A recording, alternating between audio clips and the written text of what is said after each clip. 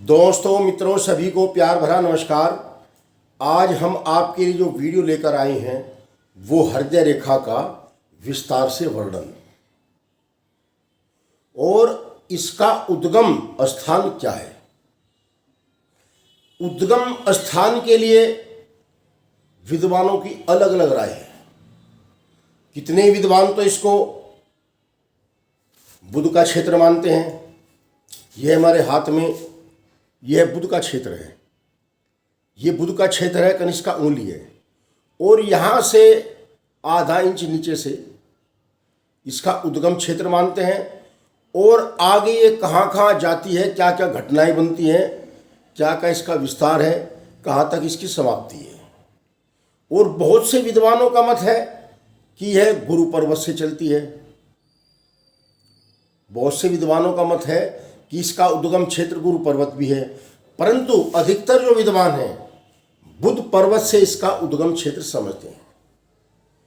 और वास्तविकता भी यही नजर आती है, क्योंकि यदि उधर से चलेगी गुरु की तरफ से तो इसका फिर कोई नियत स्थान नहीं होगा, अस्थाई कोई इसका स्थान नहीं होगा।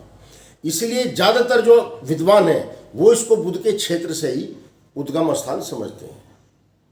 अब यह रेखा किस पर्वत की तरफ जाती है, किस पर्वत पर इसका ठहराव है, उसके गुण और दोष उसी के आधार पर ही समझे जाते हैं। यदि हमारी हृदय रेखा बुध के क्षेत्र से चलकर और सीधी करतल के पार निकल जाती है, आपने भी देखा होगा कई हाथों में पूरी पार निकल जाती है, तो ऐसी अवस्था में यह रेखा क्या क्या गुण और क्या क्या दोष छोड़ती है, इसका क्या प्रभाव होता है, क्या इसके अंदर कमी है, क्या इसके अंदर खूबी है। जब यह रेखा करतल को पार करती हुई बाहर निकल जाती है तो ऐसे जातक में भक्ति भावना का रस बहुत ज़्यादा आ जाता है। भक्ति भावना का रस बहुत ज़्यादा आ जाता है। धार्मिक कार्यों में सम्मिलित होने का अवसर प्राप्त होता है और अपने आप में ही मस्त रहता है,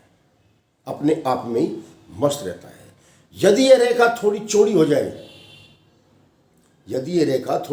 जाए और करतल से बाहर निकल जाए तब चिड़चिड़ा स्वभाव भी बन जाता है और कुछ ईर्ष्यालु हाथ भी हो जाता है। ईर्ष्यालु अगर थोड़ी चौड़ाई पर ये रेखा हो जाए तो इसके प्रभाव तो बहुत है, परंतु ज़्यादा विस्तार ठीक नहीं होता, वीडियो लंबी बन जाती है। अब यदि यही रेखा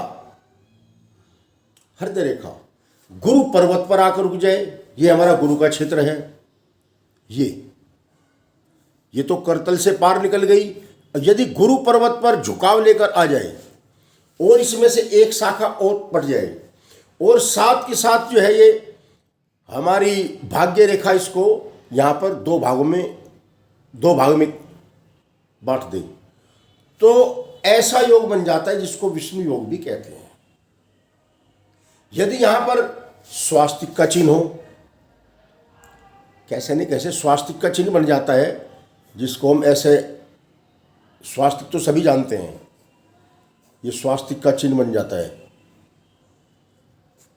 स्वास्तिक का चिन्ह बन जाए तो ये सब विष्णु योग की निशानी है। ऐसा जातक अपार धन को प्राप्त करता है और सुखी जीवन जीता है। ऐसा इस भाग्य रेखा का लेखा जोखा है। इसके बाद यदि यह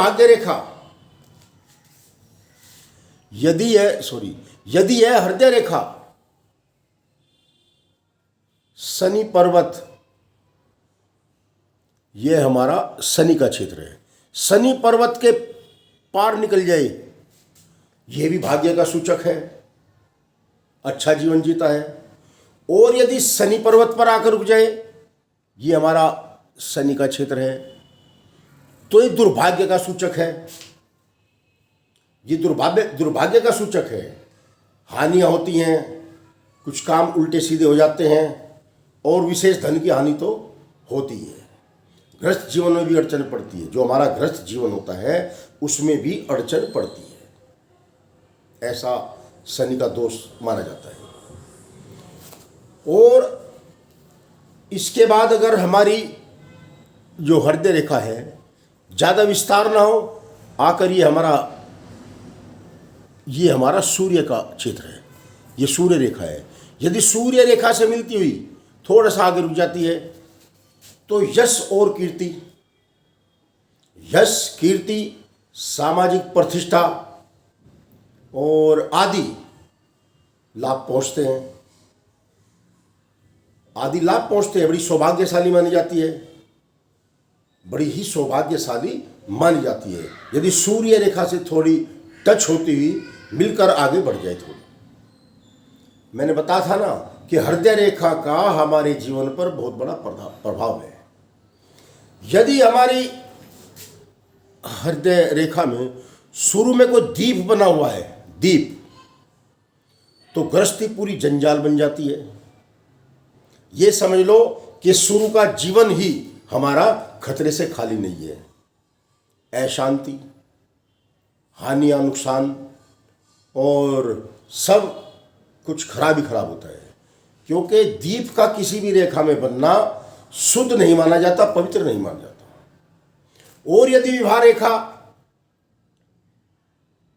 अंदर की तरफ बाहर निकलती अंदर की तरफ आ जाए तो यह भी गृहस्थी के लिए जंजाल बन जाता है, अब अगर हमारी जो हृदय रेखा है सूक्ष्म छोटी होकर और यहीं पर ख़त्म हो जाती है, तो हमारा जीवन बहुत ही सूक्ष्म होता है। सूक्ष्म विचारों का, उम्र से नहीं, बहुत ही सूक्ष्म विचारों का होता है। हम ज़्यादा फैलाव पर विश्वास नहीं रखेंगे, हमारा जीवन काफ़ी सूक्ष्मता की ओर बढ़ जाएगा। जय श्री राम। आज की जानकारी इतनी आपको